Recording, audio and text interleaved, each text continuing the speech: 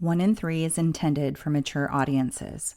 Episodes contain explicit content and may be triggering as they often include violence and other varying forms of abuse such as emotional, psychological, sexual, and physical. In most cases, names have been changed to protect all involved. Please note, statements and opinions of guests do not necessarily reflect those of my own. Hi, warriors. Welcome to One in Three. I'm your host, Ingrid. Trauma affects us all in different ways. Some of us bury it, while others face it head on. My guest today, Linda, is the author of Braving Therapy, where she shares her journey into therapy and the lessons she learned along the way. Let's dive in to the importance of therapy and healing trauma. Please welcome Linda. Hi, Linda. Welcome, and thank you for joining me today. Oh, thank you for having me, Ingrid. It's exciting to be here. Yeah. I followed some of you, and I really am looking forward to talking with you.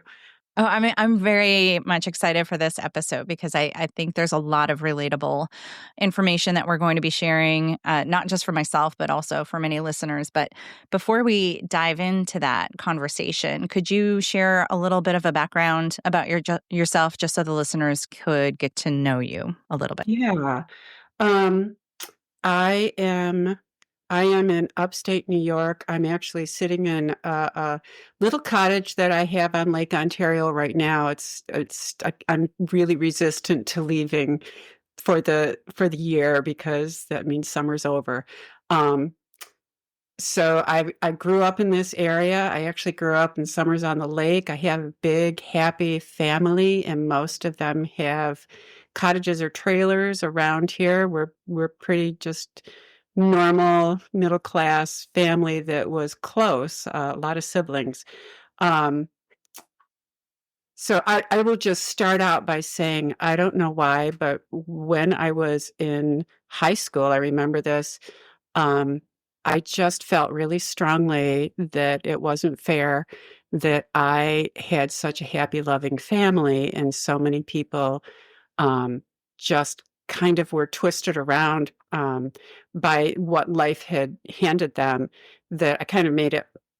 I felt like my purpose in life was going to be to help people, to help people kind of find their way, because I felt very lucky. And then as I went off on my own, I had a lot of difficult experiences. Life is harder than you think it's going to be when you're a kid, for some of us. And in my 20s, I had a couple of really traumatic incidences, and one of them was I was living alone in an apartment in Florida, very far away from my family, and my apartment was broken into, and I was raped by someone I didn't know. And because I was strong and tough, I just buried that and moved on with my life. I got married. I had children. And then I had worked as a social worker, um, and I went back to school. I was a Red Cross director too, and decided to go back to school for counseling, as in school counselor. So, because my thinking was, I was working with a lot of people who were making bad choices as a Red Cross director and in a small chapter, and thought, if I can start helping people make better choices when they're younger, like especially like career choices and things, maybe people could have a better direction. As soon as I went into the grad program, I was close to 40. And the end of the first class on counseling theories, we were talking about therapy, and I asked a question, and the professor made a statement about when therapy is worse before it gets better is in the situation where you have a rape in your background that you didn't deal with. And when you go through therapy, it's going to be pretty hard for a while until it starts to get better. And that was my situation. I'd never dealt with it. And I wanted to blink. And we were sitting in a circle of about a dozen students, and I was just telling myself, don't blink, they'll all know. And that started as soon as I left there. I started with post-traumatic stress disorder symptoms, and they got to be severe. I had all of the symptoms that you've heard about for PTSD. And finally, I didn't know what was going on. I finally went back and talked to the professor a couple of weeks later. He explained PTSD and told me I was really going to need to see a therapist. So that was the start of, that's the beginning of the book, going through that period. Yeah, and I think that you and I have different stories, but similar backgrounds where I also have gone through my life thinking I am so lucky to have the amazing support of family and friends around me that just surrounded with love. And, that's unfortunately not the case for everyone. And I also did the same thing of when I left my abusive relationship, I thought I was okay. I'm a tough person. I'll, buck up and carry on. And it was not quite as long as you, but quite a while later before I realized that I was starting to show cracks of PTSD. So, do you mind just describing a few of the characteristics of PTSD for those who may not be familiar? Um, well, yeah. So I'll tell you the characteristics of PTSD first, and then I'm going to explain a little bit about memory and how we store, especially traumatic memories. But for PTSD, there's lots of intrusive thoughts or re-experiencing. So intrusive meaning they just come into your mind and you can't control them, which was one of the things that was driving me crazy because I guess I was a pretty controlling person as far as my own thoughts and behaviors and things. I was very disciplined, and it was like, why can't I just put this out of my mind? And you cannot. So you experience sensations, you experience thoughts that you can't stop thinking about, or you just re-experience what happened. So that's one of the symptoms. Avoidance is another one.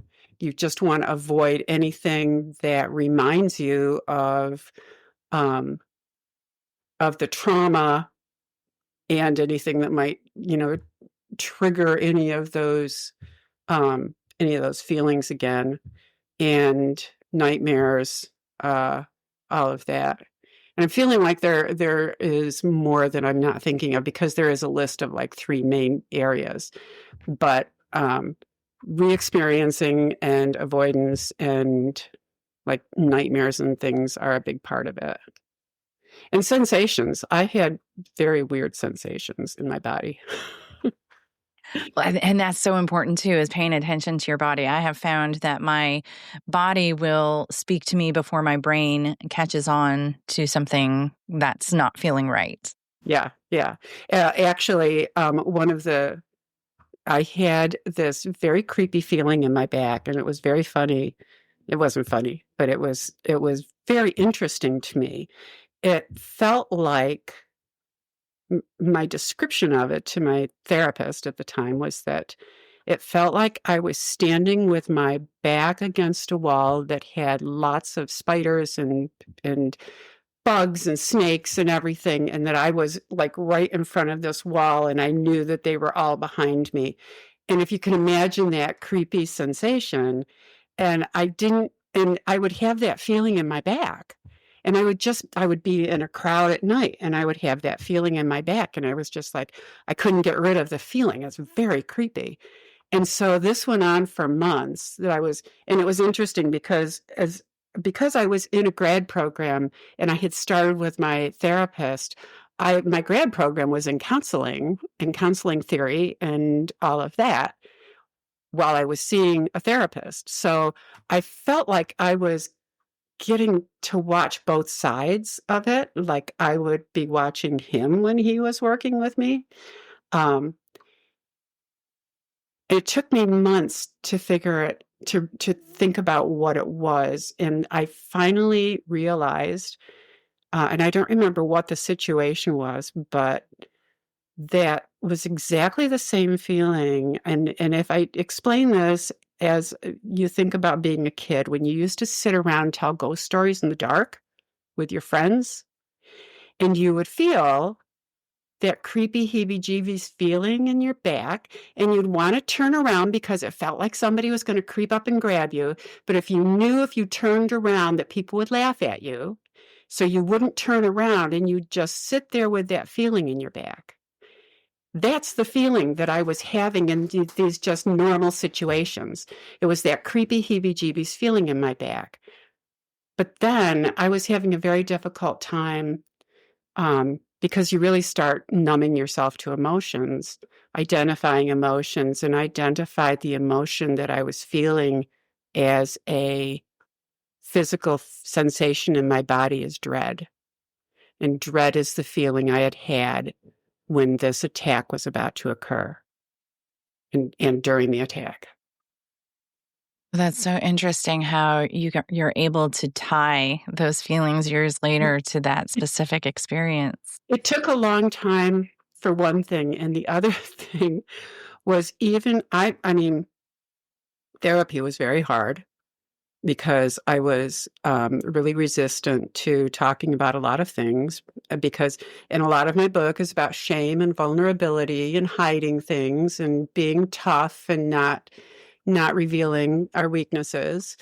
But I would be sitting in therapy going, man, this is fascinating. And this is happening to me at the same time that I can barely talk because I'm so anxious. But cognitively, I was going, wow. I have the same kind of brain, and I was thinking the same thing, like, this is the craziest trip. Like, I wish I was watching a movie Yeah. to see all this happening instead of actually experiencing it. Yeah. Yeah. I didn't like the experiencing it, but it was an amazing even thought that stuff that I had read about I was actually experiencing it, and I didn't have control over it. Yeah, that's crazy too, actually learning about it and Yeah. experiencing it at the same time. So you asked a question about talking about PTSD a little bit, and I said that Yes. um, I would go back and talk a little bit about memory. So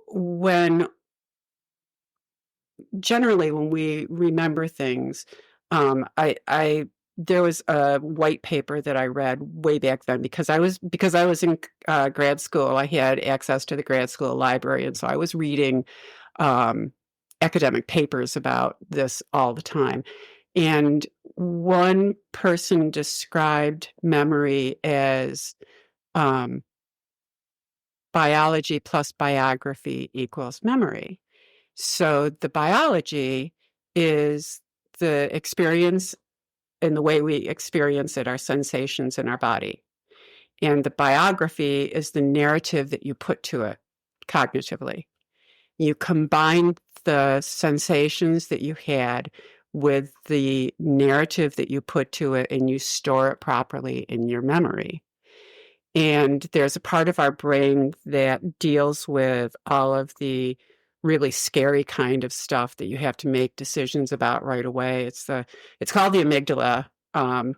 And a professor, when she was describing it, said the amygdala is like the old Ernestine operator skits that they used to have on some shows where she would somebody would call up and then Ernestine would plug it into the right place. And that happens in the amygdala. It has to make decisions really quickly. And what happens with some people with trauma is it is the sensations, and the whole trauma is so uncomfortable to think about that you don't think about. You shove the sensations away really quickly without any narrative to them. And so actually those sensations are shoved away with other kind of memories, that things that were happening around the same time. So that's how they come popping out when you don't have any control about them. If you had memories that were properly stored with the narrative and stuff, you would have more control over those thoughts. But when you just shove away sensations without putting any narrative to them, it's like something that's misfiled in a file cabinet, and you go to pull out a file, and all of a sudden this weird paper comes out that just got stuck in there. So that's how the PTSD symptoms kind of keep coming back out when you don't want them and in the strangest times. Okay, and that explains also why some people are, able to carry on with their life for however long without necessarily being affected by their trauma, whereas others have that immediate effect. Right.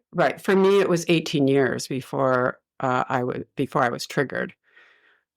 Although, as I was in my therapy, I realized how insidiously that that protective feeling is. Like, you just are much more controlling in your life. You kind of shut down your emotions because all of that feels kind of unsafe. You feel like you need to keep things into control. When I first started my grad program, and it was a summer class, there were only a dozen students in the class. And I remember two of us in the class were very cognitive thinkers, and everybody else in the class was kind of more emotional in their responses. And we felt, just the two of us, you could tell by the way we were talking, we felt very superior for just making decisions cognitively. But through the class, I started realizing that I referred to my emotions in the third person. Like, I couldn't even claim an emotion. I would say it's a feeling of being uncomfortable. It's a feeling of having a creepy sensation. It's a feeling of being sad. I didn't even say I'm sad. And as I was going through the class, I started going, wow, what's the deal? And I said that to my sister, and she said, wow, I always am examining my emotions. And I said, I never thought about it. But when I realized that when I'm describing how I feel about stuff, I describe it as a feeling that I don't say I feel. And that's a real numbing kind of, I'm afraid of emotions. I don't even want to claim them.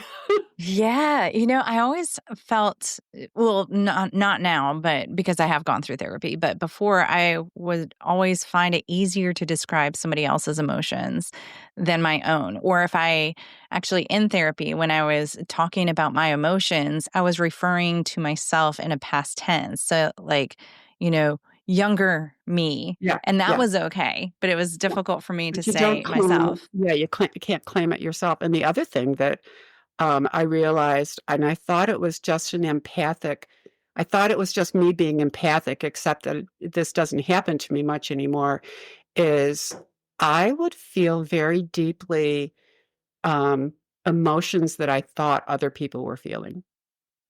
So if something happened to somebody, and so during that time, or before that time, I wrote about this. I think it was probably early in my therapy. I had three little boys, and there was a mother who had been in a car accident with three little boys, and they had all been killed. I could not. I was so overcome with grief because I was feeling the grief that I imagined she must be feeling, and I was so overcome with grief that I almost couldn't function. And I used to do that just about everything that I imagined people were feeling. And I don't do that anymore. I was the same. I mean, it would be something simple, like if I saw somebody eating lunch by themselves, I created this narrative that they didn't want to be by themselves, and I felt so Right. sad for them, like, did they lose Yes. somebody? Or Yes, they must be so embarrassed and alone. yes, oh my goodness. And it didn't even occur to me that maybe they really needed to get away from all the people. And actually, yes, my sister is an LCSW, and I've told her about this, and she said, some people actually just want to eat by themselves. Yeah. Yeah. I'm Okay. definitely, when I'm alone, please don't come up and talk to me. Okay, I'll keep that in mind. Yeah. Okay, so what prevents somebody from moving on when they are stuck sort of in this cycle, either of recognizing some of the features of PTSD or, still ignoring or not ignoring, but, bypassing that?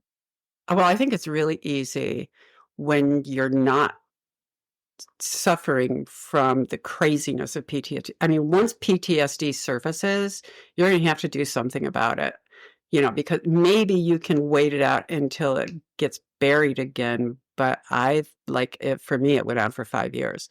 So, you need to deal with it and you need help with that. It's not something that you can just tell yourself, I can control this, put it away. Um, and the reason is because it's very uncomfortable to talk about trauma. Like people who've had, for military people, it actually, they've developed many different therapies for military people because going back and talking about that stuff is so awful that it's re-traumatizing. Um, but for for um, for my situation, being able to talk it through and being able to start understanding the emotions that I was feeling at the time, um, kind of released those emotions that I had buried, and I had just become super numb as far as being an emotional person was concerned. I was still kind, and I felt good stuff. I felt love for my kids and things, but I didn't feel a lot of negative emotions, and I think they would come out in kind of controlling ways, like I would try and keep everything under control um so that I didn't have to deal with them. And it, I'm thinking you need to go back to the question because I think I got off track. Well, you did kind of cover it. It was, what prevents people from moving on. So obviously, when they're showing the signs of PTSD, that there's sort of that, no way to that is escape it. it, really.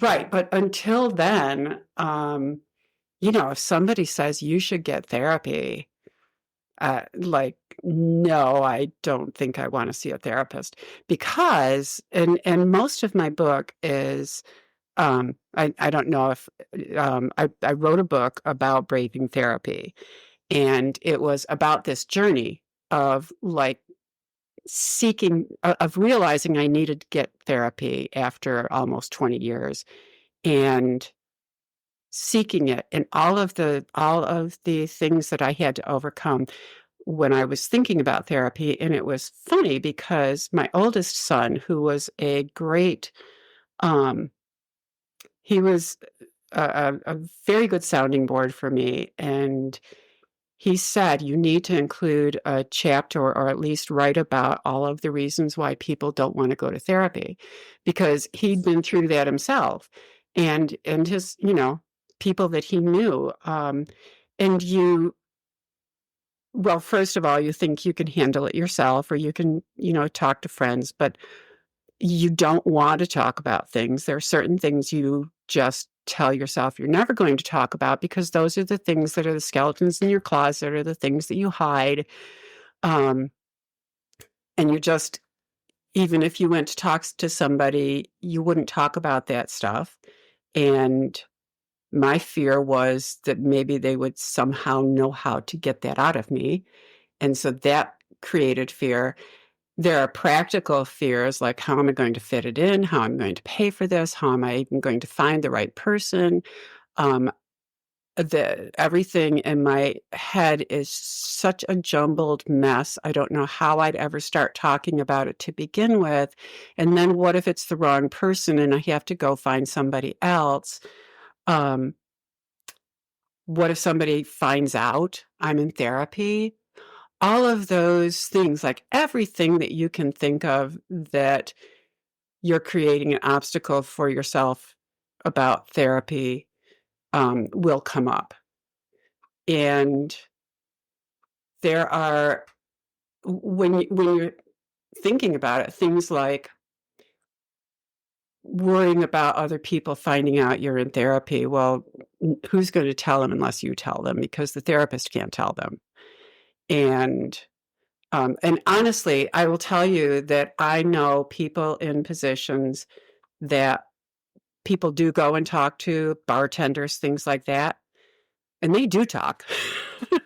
So if you want to be able to talk to somebody, if you're using somebody because you need to let down, find a therapist, because they are the one person that can't talk about what you're saying. Everybody else, if you go and talk to somebody, you have no idea who they're going to tell. So worrying about that, worrying about finding the right therapist, what I have said is, it may seem like a jumble in your head, but you'll know you're talking to the right person when you're talking about the right stuff very quickly. There are lots of different organizations that will that you can go to. There are mental health associations and things to be able to pay for therapy.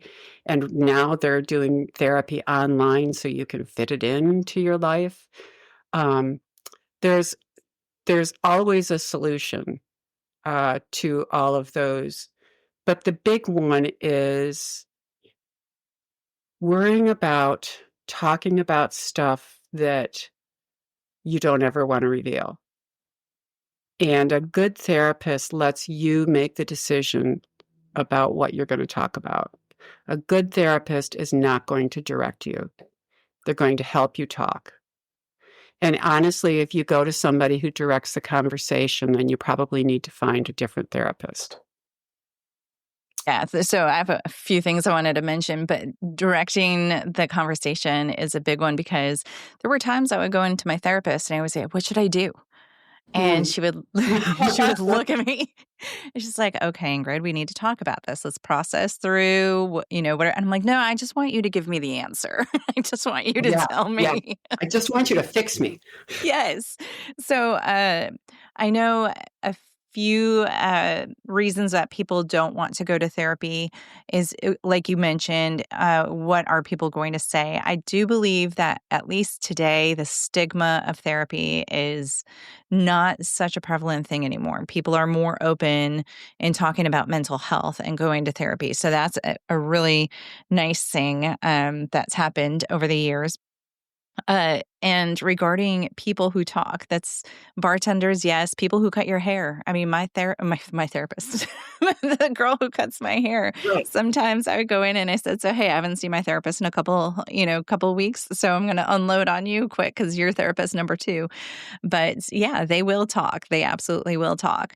And another thing that I wanted to bring up that is recent is Chat GPT. Apparently, a lot of people are going to these AI tools and using AI as their therapist, which surprisingly, I heard about this and I plugged, just a made up story into Chat GPT and it gave pretty decent advice. But something to keep in mind is, one, it is AI.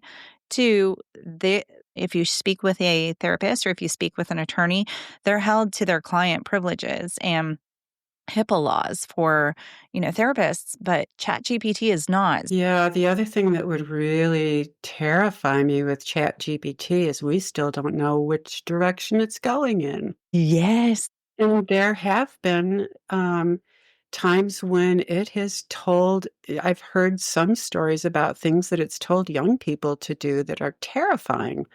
I mean, you're talking to something that doesn't have a conscience. That's pretty terrible. Why don't you just kill yourself? Right. So I did want to bring that up because that's not a good Oh my alternative gosh, to actual no. therapy. No, you don't know with Right. ChatGPT what you're getting.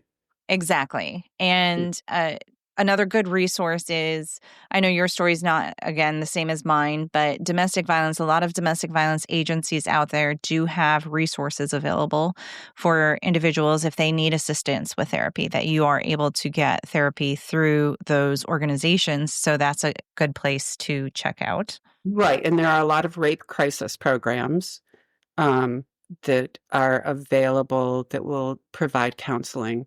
It may not be long term, but for things like rape crisis, the quicker, in any kind of therapy, the quicker you get it, the less you've kind of internalized all of that trauma and let it get mixed up in the way that you just function in the world. It's a little easier to parcel out and take care of it. So yes, it's well worth it. Another common theme that comes up is when dealing with trauma is control. And I think regardless of whatever kind of trauma you've experienced, if it's, you mentioned war trauma, rape trauma, domestic violence trauma, any kind of trauma, a car accident sort of trauma, you don't have control of that situation. So naturally, following the incident, your brain may want to somehow grab onto it, or you may consciously say, I need to control this narrative. I was not able to control that in the past. And I mean, that's it. Like I said, it's a common theme that I've seen is trying to control the narrative. Yeah. I was going to say I think the control thing also has to do with avoidance. Um, and one of the ways that that part of your brain works, the amygdala, and they call it the amygdala attack, but we are on the lookout for threatening kind of things. And when you're in that state where you're trying to control everything, a lot of things look like a threat that aren't necessarily a threat, but a lot of things look like a threat. And the amygdala was the part of our brain that is on guard to keep us alive. I mean, that's ultimately in our reptilian brain, that's how we were kept alive, as it was on guard against threats. And then the minute that it perceives a threat, it does things like you will start to hyperventilate, your eyes might dilate, you feel your heart rate increase. Well, those are all things that are going to help you to either fight or escape. So the heart pumping blood faster, which you can feel your heart pounding, is pumping blood into your muscles in case you need to run or you need to fight. And the hyperventilating is oxygenating yourself, and your eyes dilating is so that you can see things better. So your brain is responding in a way to protect you. The problem is a lot of things aren't threats really anymore. You start perceiving so many more things as threats. Um, so, so that's one of the reasons why PTSD feels so crazy, because you can't control Right. the reptilian part of what your body is doing to protect you. Right. So, okay. So we've talked about why people need therapy and why people stay away from therapy. So, can we talk a little bit about actual therapy? Because that is some difficult work. And I don't want to say, emphasize the difficult part, because I don't want to steer anybody away from therapy, because it is an incredible experience, but it is a lot of work. Yeah. So I will say that as hard as so as hard as therapy was, while I was in it, I was thinking to myself, this is the hardest thing I have ever done, but I'm growing more than I have ever grown at any other time in my life. Like going through something that difficult, I learned so much. I became the person that I always wanted to be. I am much more authentic now than I ever was before. It was the most difficult experience, but the best experience of my life. Um, there's something else that I was going to say about that, but I will. So I'm the kind of person where, we talked about being strong, that I want to tackle things head on. So when I started noticing the little cracks in my exterior, when I went into therapy, I said, this is what's going on. Let's get to it. Let's jump in and take care of it. I want in and out. do it And fast. Yeah, me too. yes, Me too. yes. In and out.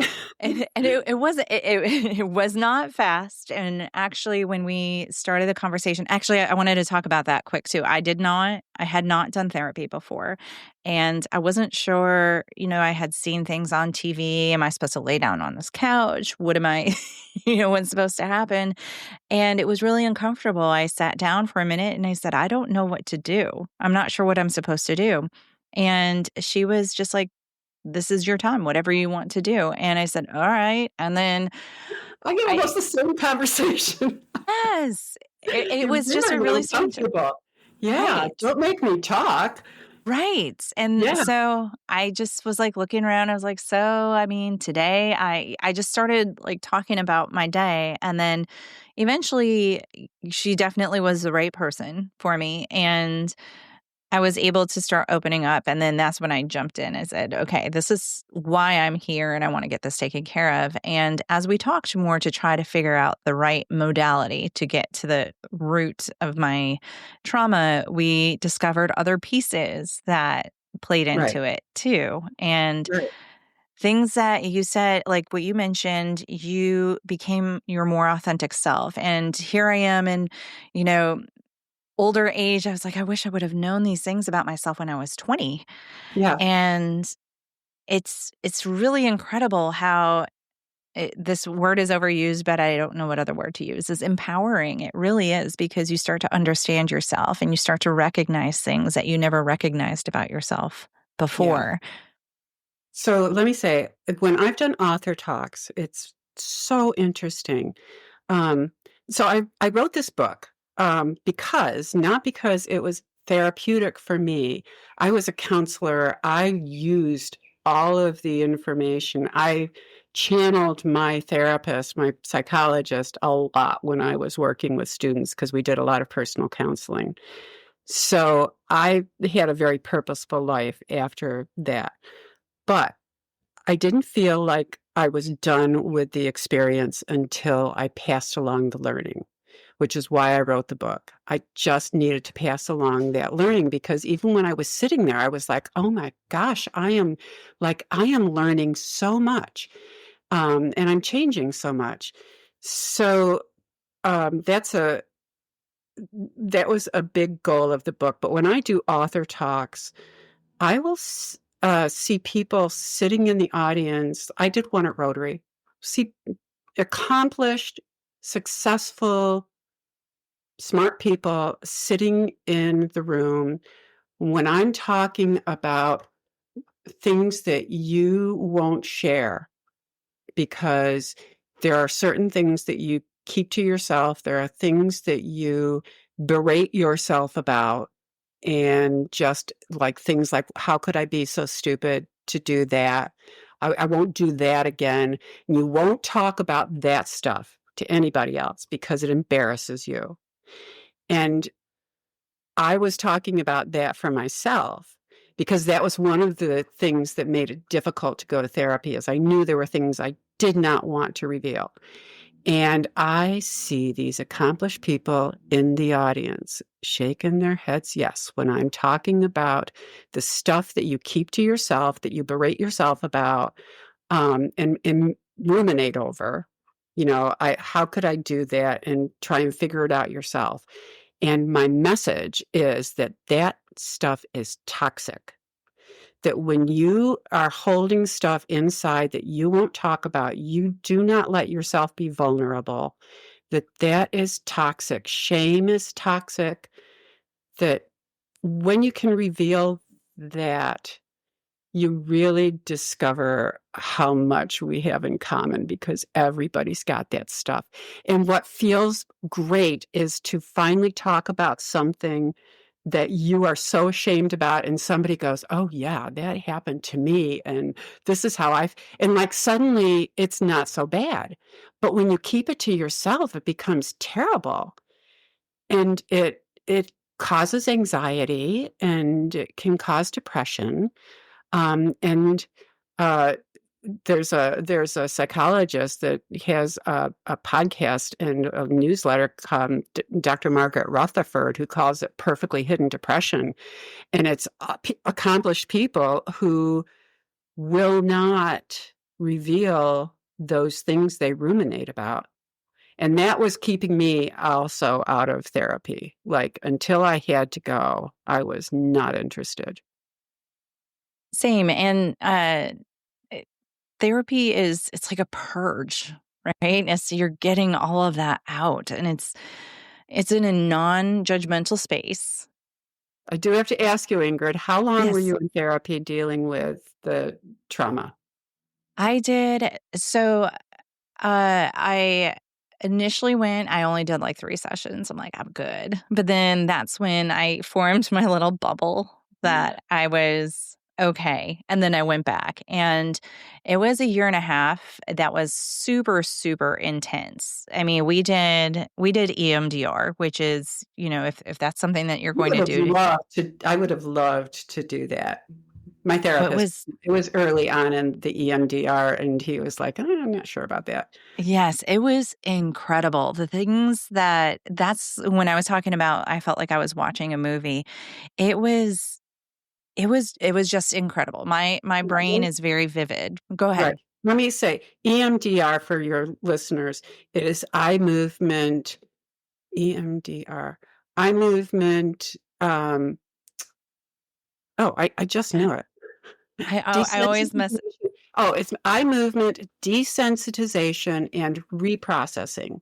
So it is the same kind of eye movement that happens when you're dreaming. Your eyes go back and forth, and it's like you're watching a movie, but you can do it without feeling the sensations in your body. So you're able to actually reprocess that information and trauma, um, being desensitized to it. You desensitize and then reprocess. Yes, it's you know that you are in a safe place. You are in the present place that you are, and you're able to, if it starts to become too vivid, you're able to return back to that place. And it was wild. I had crazy dreams. Some people have nightmares. Yes. And I've always had really vivid dreams, so perhaps I had nightmares, but it just wasn't that big of a deal to me. But it was really strange because things that were sort of repressed started surfacing. So there was a song that I had really liked prior to doing a few sessions of EMDR, and then all of a sudden I heard the song on the radio, and I was like, "Oh my gosh, I can't listen to this right now." And it was weird because it uncovered something, but it was the emotions that I went through. I mean, there was some ugly crying happening. There was anger. And at the end, just like I said, I did it twice. The second session I did, this release that all of a sudden happened was like, I have this giant smile on my face sitting on the couch. And I was like, oh my gosh, this is the most incredible liberating feeling I've ever had, and it was just amazing. And if somebody does want to do EMDR, it is intense, and you do have to make sure you have a practitioner that really knows what they're doing, and is properly trained with it. So because it sounds so, if people aren't familiar with it, can you describe, and I only know it by description, is like they use their finger or a pencil to go back and forth, and you just watch it to make your eyes move back and forth? Yes. Is there any rules to it? Yes. So my therapist sat in a chair across from me, not too close, but not too far away. And I sat on the couch, and she just did this with her hands, really slow at first, and then she would Just going change back the and forth. speed.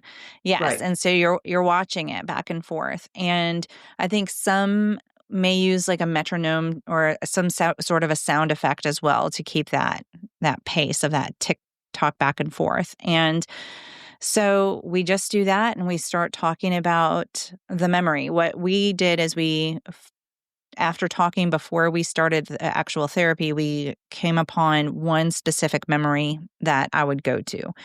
And so we went to that specific therapy and just talked about it, like describe where you are, describe what's happening. And it just like took me in there where there was, like I said, the first hesitancy of my first visit of what do I talk about? What am I supposed to do? It just started pouring out. Sometimes there wasn't much, like, she would say what's going on. I'm like, I don't know, nothing really. And so we would just sit and continue doing it until something came up. It was really interesting. I knew a little bit about it before we started, and enough to make the informed decision that I wanted to do it, but I also did not look too far into it because my brain is also something that would put up a block of, okay, I know this is what's supposed to happen next, and I'm not going to let that happen. Yes, exactly. That was the whole thought process. And I told her, I said, please don't tell me too much because I don't want to like block this, and I feel like I will. And at first I was like, this is really ridiculous. I can't believe I'm sitting on a couch, like, looking back and forth. And all of a sudden I was like, this legit worked for me. And I'm not sure if that's a modality that works for everyone or that is for everyone. No, I think it's very effective though. Yes, absolutely. So we were talking about therapy, and I know that's a really important thing for people to understand what it is. So, and I wrote this book, and I wrote this book for people who had trauma to understand that it's not only important to pursue therapy, but to stick with it. That you need to stick with it through the end. So I was in therapy for 5 years, really working on this. And the reason is because I had a couple of things I was never going to talk about. One was a date rape that I never even identified as a rape until well into therapy. And I was so humiliated by it that when it happened, I said, I'm never going to think about this again. I'm never going to admit it. I'm never going to talk about it. And I couldn't. And that was one of the things that kept me out of therapy. And the other was that my marriage was in trouble.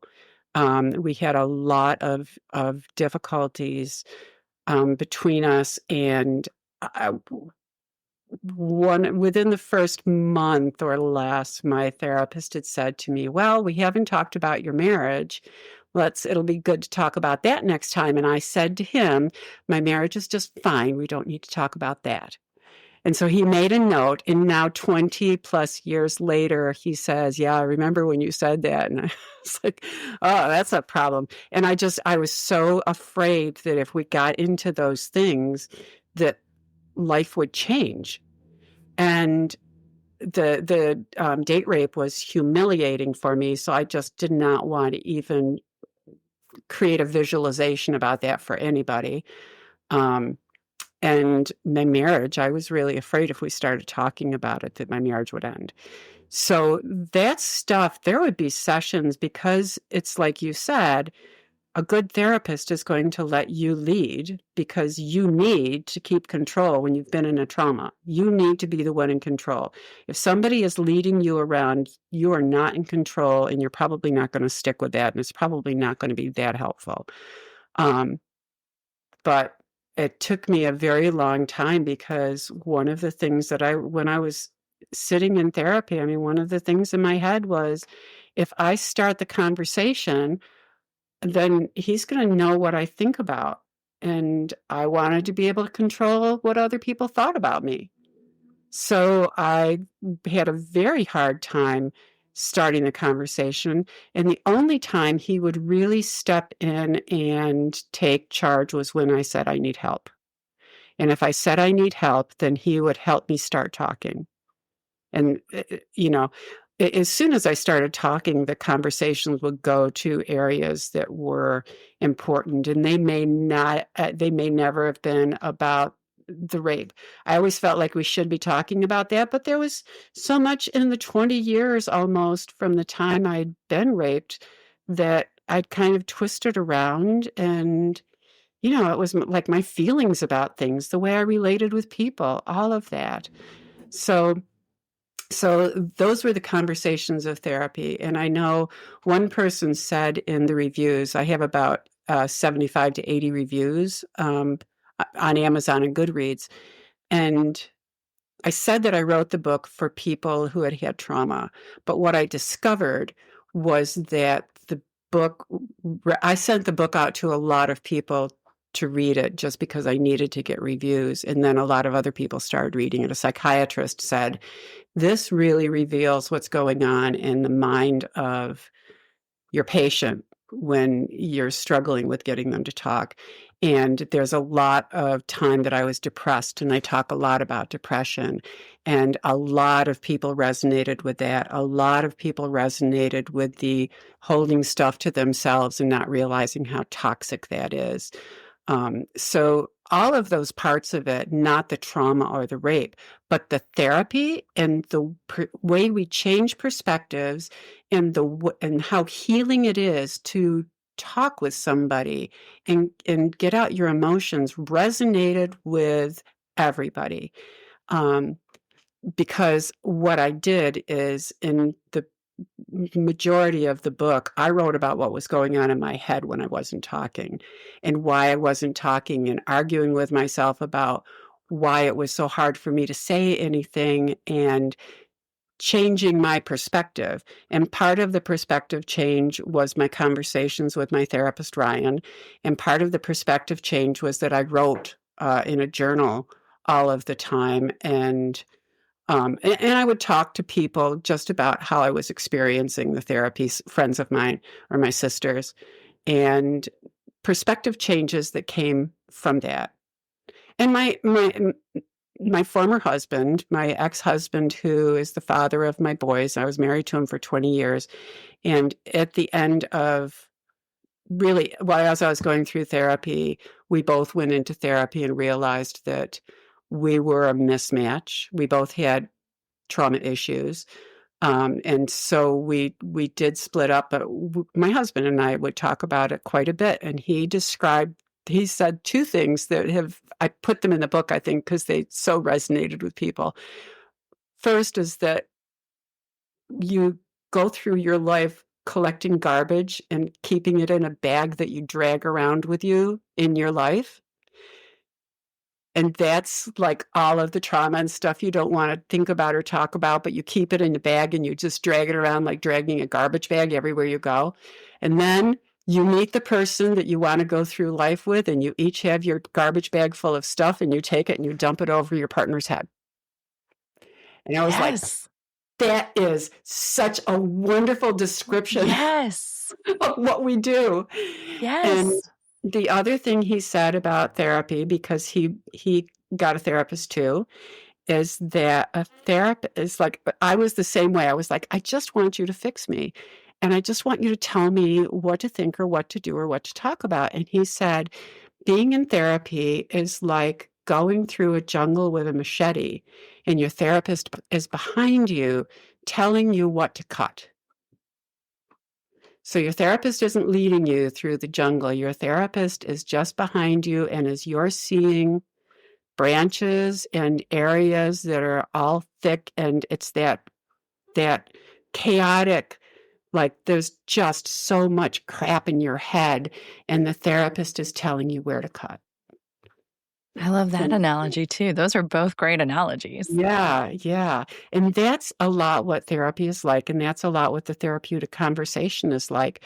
You come up with the topics, and your therapist will maybe restate what you said in a different way, and maybe with emotion so that you can hear it. Reflective listening, which good therapists will do a lot, is if you say something, they will repeat it back to you with emotion.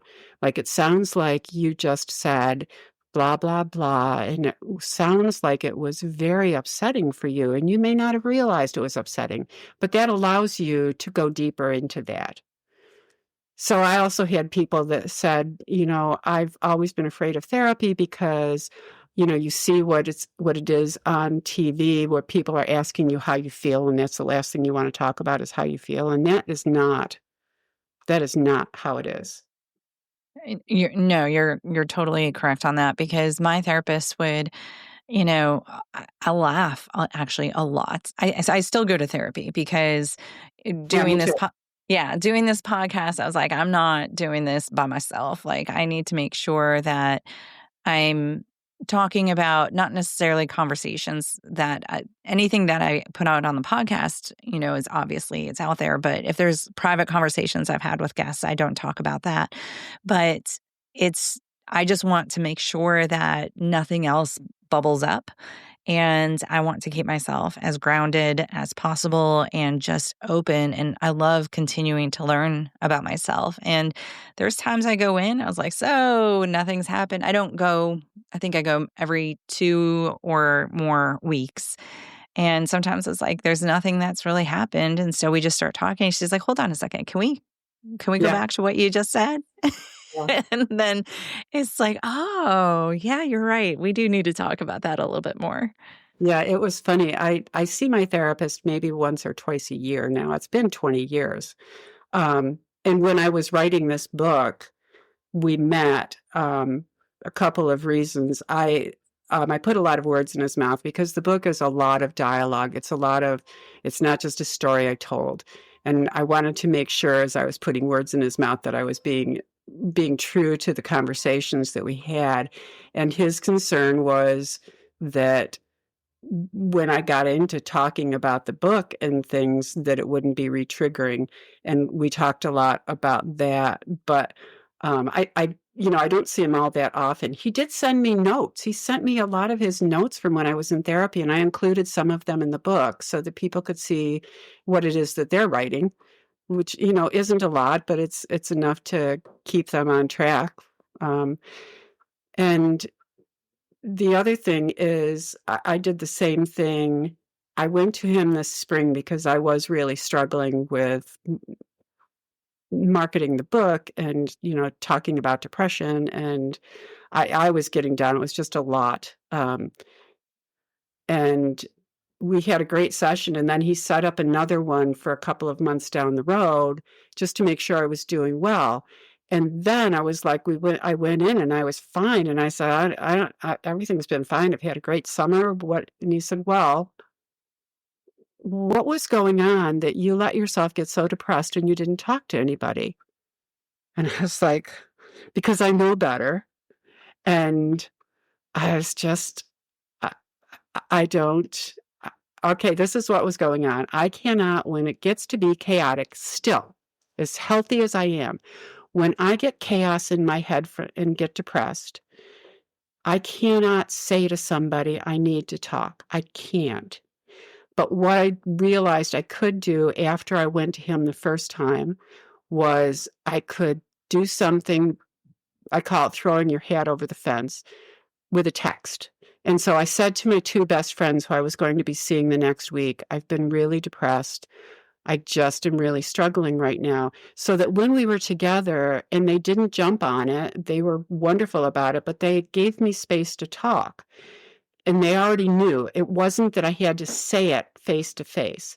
And that's something that I have discovered even in living a healthy life, is when I start feeling depressed or if something has embarrassed me, I still can't just say it, but I can send it out there in the universe in a text or something like that.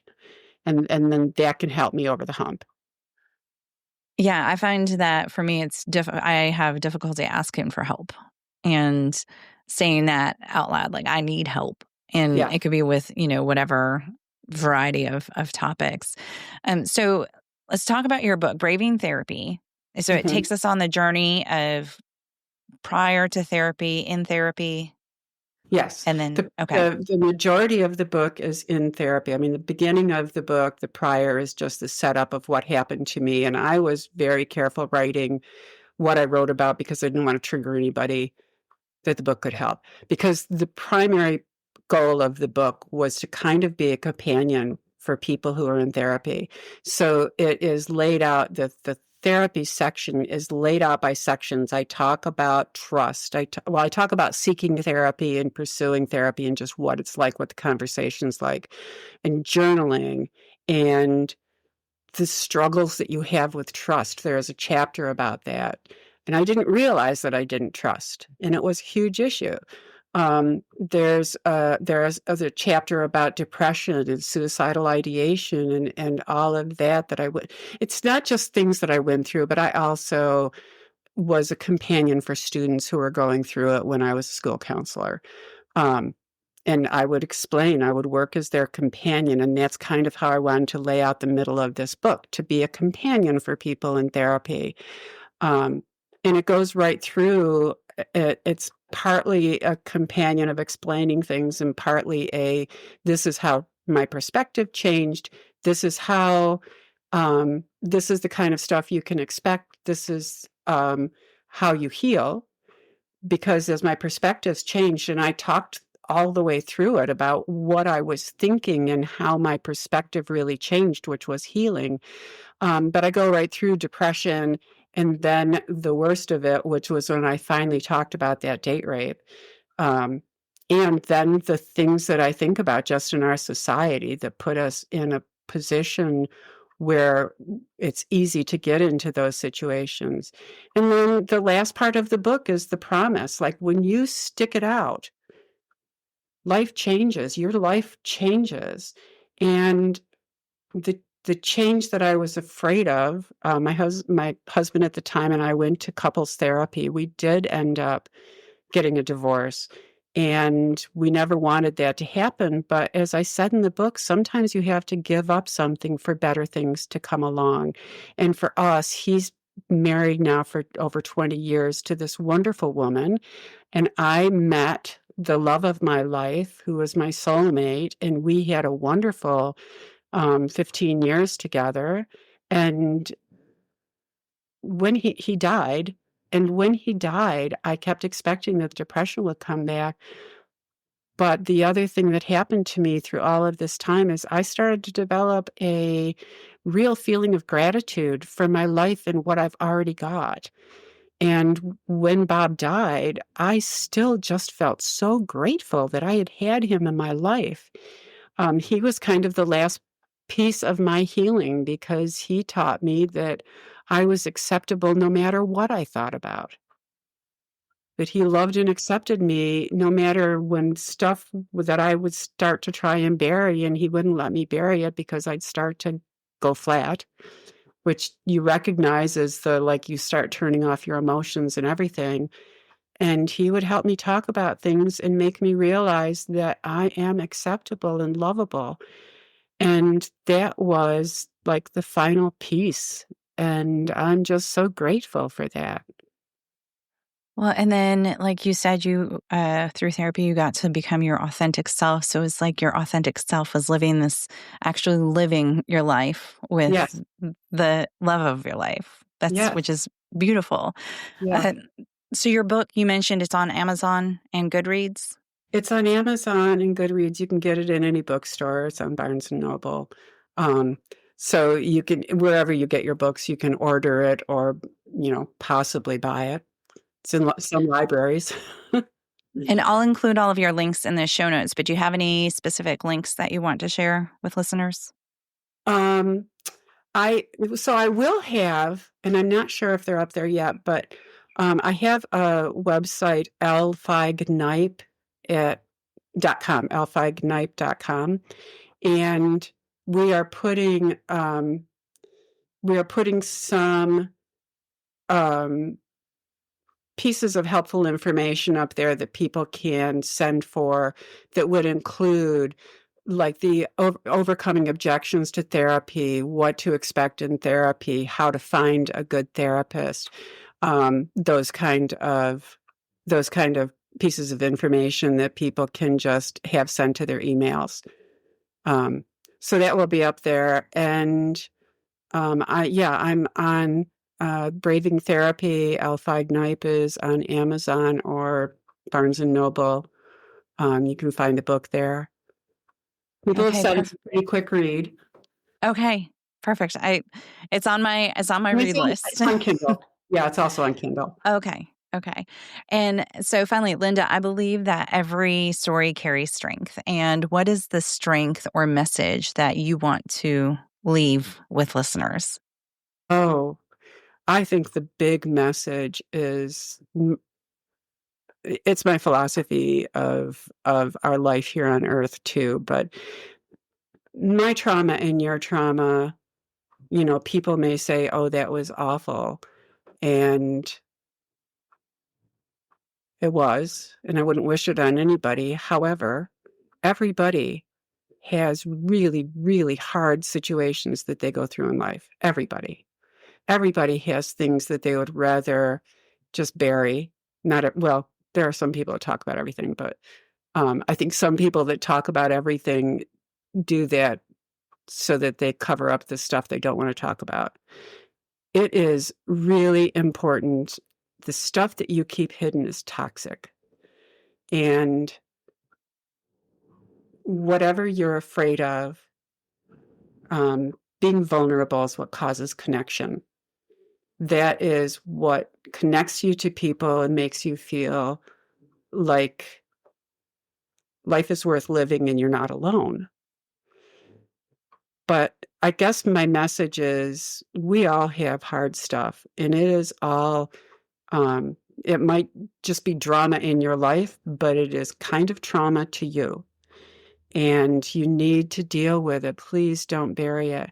And the other part of it, the reason I wrote Braving Therapy is when you go into therapy, when you've got a good therapist, don't just go and stop. Stick with it until you are all the way through. And I kept wondering what that was going to look like when I was in therapy. But you'll know when you're all the way through. It's transformative. It really is. And thank you, Linda, for joining me today. Thank you for your book. And thank you for all of this information. Super helpful information for all of the listeners. It's been a real joy talking with you, Ingrid. It really has. I really enjoyed it. Thank you. Okay, take care. Thank you again, Linda, for joining me today. And thank you, warriors, for listening. I have included the links Linda was referring to, as well as her 1 in 3 profile, in the show notes. I'll be back next week with another episode for you. Until then, stay strong, and wherever you are in your journey, always remember, you are not alone.